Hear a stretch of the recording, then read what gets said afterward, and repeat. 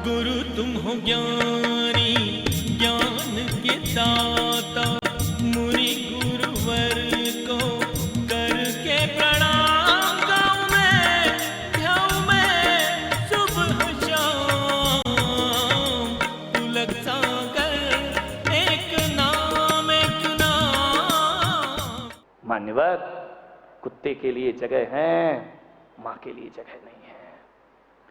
एक बेटी ने मेरा प्रवचन सुना, रोज आती थी मेरे प्रवचन में, डेली आती थी, जैन परिवार की। ना जाने उसके जीवन में मेरे प्रवचन से क्या प्रभाव पड़ा। उसकी शादी की तैयारी हुई, एंगेजमेंट हो गई,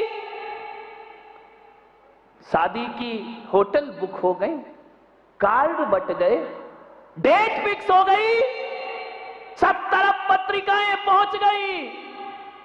बेटी बड़ी खुश, मां बड़ी खुश कि आज किसी अच्छे घर में मेरी बेटी की शादी। अचानक काम करते करते मां बेहोश हो गई, बेटी घबरा गई। मां को चक्कर क्यों आ गया? लोगों ने कहा ज्यादा खुशी है इसलिए आ गया, किसी ने कहा बेटी अब अलग हो रही है इसलिए आ गया। पिता ने उसे अस्पताल ले गए, एडमिट किया। देखो क्या बात है, डॉक्टर ने जांच की कि इसे अचानक चक्कर क्यों आया। मालूम है, जिसकी बेटी 28 साल की हो गई हो, उस बेटी की शादी हो रही है और इधर मां को चक्कर आ गया। 45 साल 46 साल की वह मां, मालूम है आपको, डॉक्टर ने जैसे ही जांच की, पैरों तले जमीन खिसक गई उसके। डॉक्टर ने कहा कि शुभकामनाएं, तुम फिर से मां बनने वाली हो। उस मां ने सोचा, इस उम्र में मां बन रही हूं मैं, इस अधेड़ उम्र में, यहां बेटी की शादी है और मुझे फिर से मां बनना है। बड़ी चिंतित हो गई, माथे पर पसीना आ गया उसके। उसने बड़ी चिंता भरी नजरों से पति की तरफ देखा। पति ने देखा कि मां बनने वाली है, घर गई उदास निराश। इस उम्र में मां बनना शोभा देता है, बेटी की उम्र मां बनने की है, मैं मां बन रही हूं। गई सास के पास, अम्मा जी। अम्मा ने कहा बेटा क्या हुआ? बोले मां, मैं फिर से मां बनने वाली हूं। सास ने कहा पागल हो गई तू, इस उम्र में फिर मां बन रही है, मैं क्या कर सकती हूं? सास ने कहा ये बात किसी को पता ना चले, उधर शादी की तैयारियां हैं, इधर तू मां बन रही है, व्यवहारिकता शोभा नहीं देती है। एक काम कर, जा इसका गर्भपात करा दे, इस बच्चे को खत्म कर दे, जन्म लेने का मौका मत दे इसे। अंदर गई उठकर अपने कमरे में। एक तरफ तो मेरा सत्संग करती रही वो, दूसरी तरफ सास और पति कह रहे हैं कि इसका गर्भपात करा दे। एक धर्म संकट में आकर के खड़ी हो गई, मैं गर्भपात कराऊं और कभी बेटी को देखती कि इसकी शादी हो रही है, ये क्या सोचेगी मुझे देख करके। उसने, बेटी ने देखा मां बहुत उदास रहती है। उसने एक दिन पूछा मम्मी उदास क्यों हो? कुछ नहीं बेटा, तेरी शादी है ना। बोले नहीं मम्मी, तुम्हारी उदासी में मेरी शादी की झलक नहीं दिखती है, कोई बात है जो तुम्हें भीतर भीतर खाए जा रही है, मैं तुमसे पूछती हूं कि तुम्हें बताना पड़ेगा। मां ने कहा बेटा कोई बात नहीं है, तू फ्री रहे। बेटी ने मां का हाथ अपने सिर पर रखा, कसम खा के बताओ कि कोई बात नहीं है। मां बेटी की झूठी कसम कैसे खा जाए। अकेले कमरे में ले गई और बोली बेटा मैं फिर से मां बनने वाली हूं, फिर से मां। तो इसमें परेशान क्यों है? दादी कहती है कि गर्भपात करा लो, तेरे पापा कहते हैं अबॉर्शन कर दीजिए इसका, तेरी शादी हो रही है, इस उम्र में शोभा देता है। उसने कहा मां तू परेशान मत हो। उसने मोबाइल उठाया, लड़के को फोन लगाया, मां ने कहा तू कर क्या रही है? बोले शांत रहो, मैं जो कुछ कर रही हूं मुझे करने दीजिए, मुझे आज मत रोको मां, चाहे कुछ भी हो जाए। उसे लड़के को फोन लगाया कि सुनो, ये शादी कैंसिल, अब शादी नहीं होगी मेरी तेरी, शादी विवाह कैंसिल। लड़के ने कहा तुझे हुआ क्या है, ऐसी कौन सी क्या बात बोले कुछ भी हो, अब ये विवाह नहीं होगा। मां ने मोबाइल छीना की पागल, जिंदगी बर्बाद मत कर अपनी, क्यों शादी नहीं करेगी तू? बोले मैं ये शादी नहीं करूंगी मां, ध्यान रखना आपको यही टेंशन है ना कि मेरी शादी के कारण तुम्हारे बच्चे का गर्भपात होगा। नहीं मां, शादी कैंसिल होगी, अब शादी किसी कीमत पे नहीं होगी जब तक इस घर में दूसरी संतान का जन्म नहीं हो जाता है कि बेटी विवाह करने को तैयार नहीं होगी। इतना ध्यान रखना मां, मैंने संत के प्रवचन सुने हैं, हम जैन हैं, हम दूध पीते हैं, किसी का खून नहीं पिया करते हैं, किसी की हत्या नहीं किया करते हैं, हम अहिंसा परमो धर्म वाले हैं, हम जियो और जीने दो वाले हैं, हम किसी की हत्या, अपने ही घर में हत्या, और ये हत्या मां यदि तूने करा ली तो मैं ससुराल में चैन से न जी पाऊंगी। जैन है मां, अपन आलू प्याज नहीं खाते, मां अपन बाजार में नहीं खाते, मां अपन पानी छान कर पीते। मां ने उठाया और उस बेटी को गले से लगा लिया छाती से कि मेरी बच्ची, आज हजारों पुत्र भी हो जाए तो ये संस्कार नहीं मिलते जो मेरी एक बेटी में संस्कार, अहिंसा और करुणा के संस्कार है, प्रेम के संस्कार है। लेकिन बेटी तू शादी करेगी? बोले नहीं, शादी नहीं होगी। लड़का आया गाड़ी में बैठकर, उसने कहा ऐसा क्या हो गया तुझे जो तू शादी कैंसिल कर रही है? उसने कहा तुम बर्दाश्त नहीं कर पाओगे, यदि तुम्हें मुझसे शादी करना है तो तुम्हें साल भर इंतजार करना पड़ेगा मेरा। साल भर इंतजार? ऐसा क्या हो गया है? बोले यदि मेरी शादी हो गई, इस जैन कुल में कलंक लगने वाला है, मेरे घर में जो दूसरी संतान आ रही है उसकी हत्या हो जाएगी। उस लड़के ने कहा पागल, इतनी सी बात, तू अपने जीवन को खत्म कर रही है? बोले मेरा जीवन उजड़ जाए लेकिन मेरी मां की कोख में पल रहे बच्चे का जीवन नहीं उजड़ना चाहिए। मैं जैन हूं, मैंने जिन शासन में जन्म लिया है। उस लड़के ने कहा तो फिर तू भी सुन ले, ये शादी कैंसिल हो रही है, लेकिन याद रखना तू 1 साल कह रही है, मैं 2 साल तेरा इंतजार करूंगा।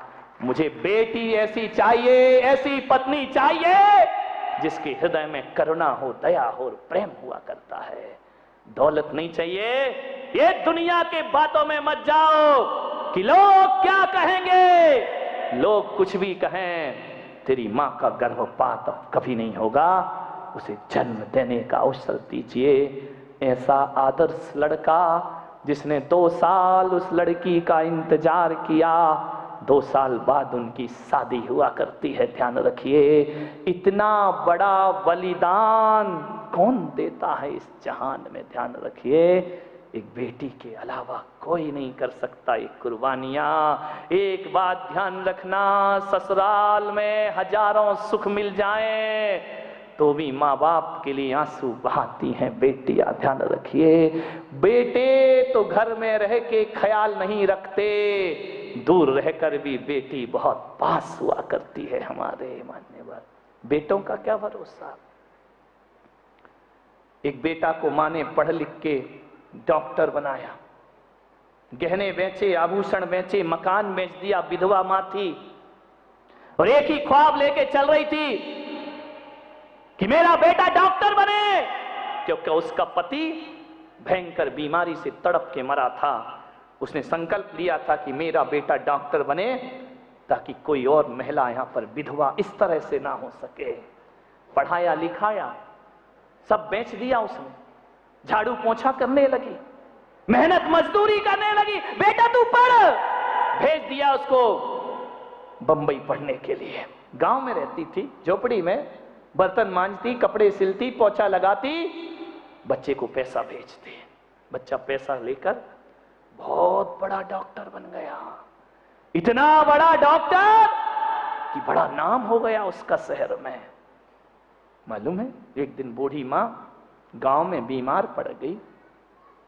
गांव के लोगों ने कहा इतनी बीमार है तो तू अपने बच्चे का इलाज नहीं करा सकती जाके? तेरा बच्चा तो डॉक्टर है, बहुत बड़ा डॉक्टर है, जा तू चली जा। उसने कहा मैं चली तो जाऊं, लेकिन मेरे पास बंबई जाने का पैसा नहीं है। गांव के पंचों ने कहा हम तेरी टिकट बनवा देते। सोचिए, जिसका बेटा इतना बड़ा डॉक्टर हो, उस मां के पास पैसे नहीं है। बोले पैसा भी दे दिया तुमने, लेकिन एक बात तो बताओ, उतने बड़े शहर में मैं उसे ढूंढूंगी कहां? मेरे पास तो उसका एड्रेस भी नहीं। देखिए, ये बेटे होते हैं जिनके लिए सब कुछ नीलाम कर दिया, बर्बाद कर दिया, उस बेटे का एड्रेस नहीं है उसके पास। लोगों ने कहा तू चिंता मत कर, बहुत नाम है उसका, किसी भी टैक्सी वाले को बोल देना, वो छोड़ देगा उसके पास। भेज दिया गांव के लोगों ने, चली गई शहर में, टैक्सी में बैठकर गई। टैक्सी वाले से पूछा अमुक डॉक्टर को जानते हो? अरे कौन नहीं जानता उसे, बहुत बड़ा डॉक्टर है। छाती फूल गई, मेरी मेहनत कामयाब हुई, मेरा बेटा इतना बड़ा डॉक्टर है। पहुंची डॉक्टर के बंगले में, क्या देखती इतनी बड़ी कोठी। उसने कहा ये मेरा बेटा ही है या कोई और है? उसने कहा जो नाम जिसका ले रही हो, ये घर उसी डॉक्टर का है। गई, बेल डोर बजाई, डोर बेल बजाई उसने, दरवाजा खुला, बेटा निकला। उसने कहा मां तू यहां कैसे? बोले बेटा ये घर किसका है? बोले मेरा है मां, तू कहती थी ना कि बहुत बड़ा डॉक्टर बनना, देख आज मैं कितना बड़ा डॉक्टर बन गया, लाखों रुपए कमाता हूं मैं, मेरा अपना क्लिनिक है। मां ने कहा तो इतना बड़ा डॉक्टर और मुझे पता भी नहीं। अरे मां मेरे पास इतना टाइम कहां है, ये शहर की नौकरी है, शहर का डॉक्टर हो। कोई बात नहीं मां, देखना, देख मैंने कितना बड़ा मकान बनाया। मां की आंखें फटी की फटी रह गईं। इतना बड़ा आलीशान मकान, भीतर से एक औरत निकली। उसने कहा ये कौन है? मां देख कॉलेज में पढ़ती थी, जल्दी जल्दी में सब हो गया। बोले तूने शादी भी कर ली? बोले अम्मा देख बंबई की लाइफ है, यहां तो सब हो जाता है।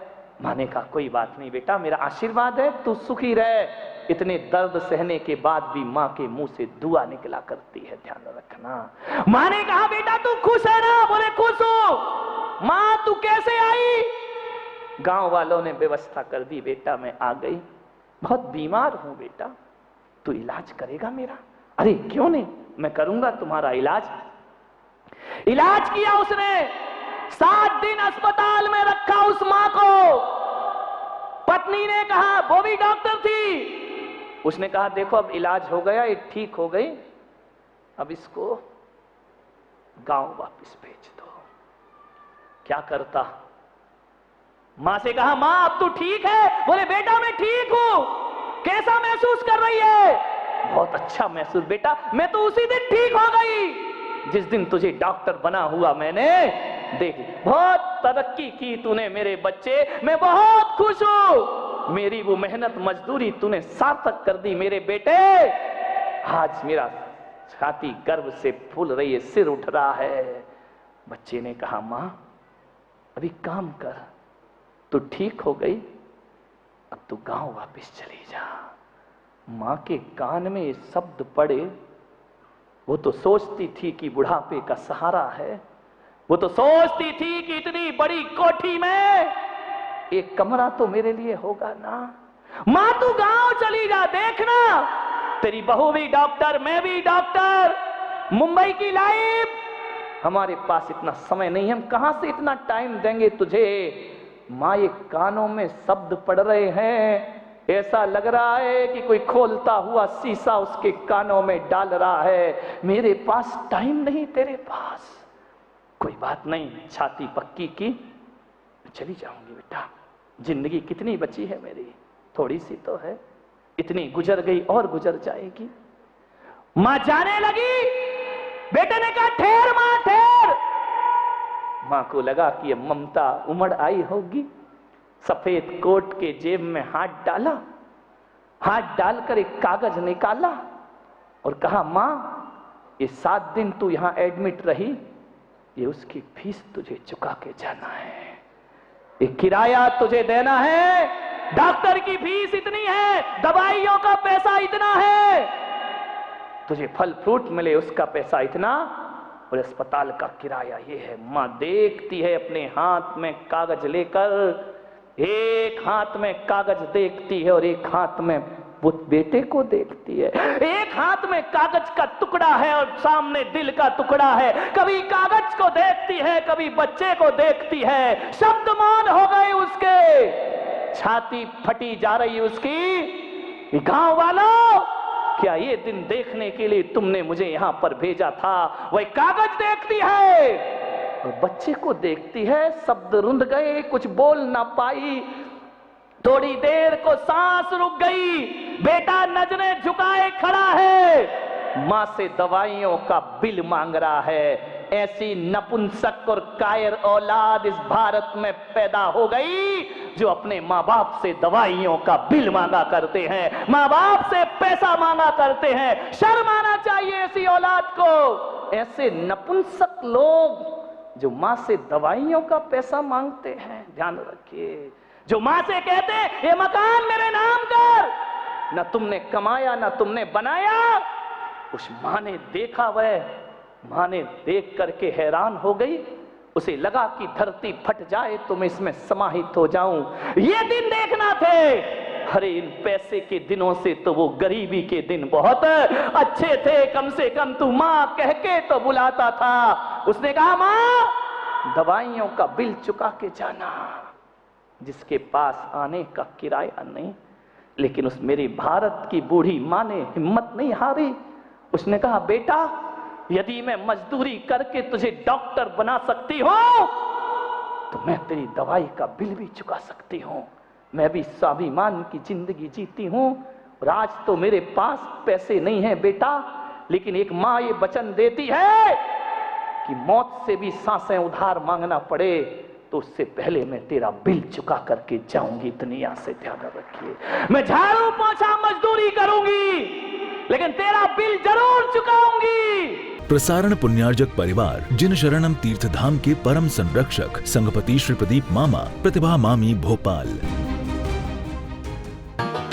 गुरु तुम हो ज्ञानी, ज्ञान के दाता।